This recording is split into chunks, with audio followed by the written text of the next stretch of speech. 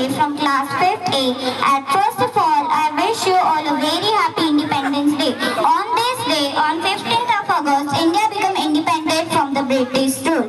It reminds us of the sacrifices of the freedom fighters like Dr. B.R. Ambedkar, Mahatma Gandhi, Dr. Rajendra Prasad, Lal Lajpat Rai, and Dr. Lal Bahadur Shastri. Now today I am going to talk about how India is today. Today I have been speaking on the topic connecting India economically, culturally and globally. Now when I look at this topic, I can see two aspects. The first aspect is how do we connect our India to itself, and the second aspect is how do we connect our India to other countries globally.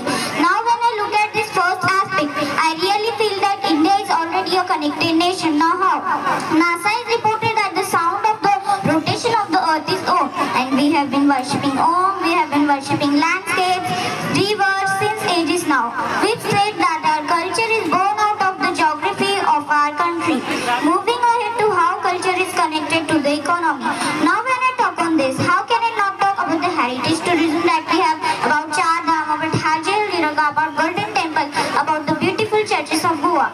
This heritage tourism generates a revenue, and this revenue helps us to build a better and stronger economy, and that we have a better and stronger economy responsible for us to reach the portions of our country which are in the most remote areas, and this will not only lead to literate individuals but educated individuals, and the educated individuals of this country would arise and develop a better and stronger economy and would arise taking of geography, and we have the second largest network of the road in the world.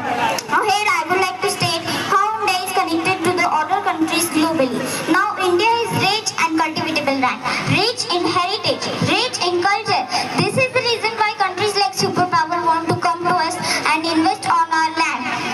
And this is how economical bond form between two countries. This is how we understanding each other's geography. And geography and culture of two countries will mix. There is an exchange. We adopt their culture, they adopt our culture.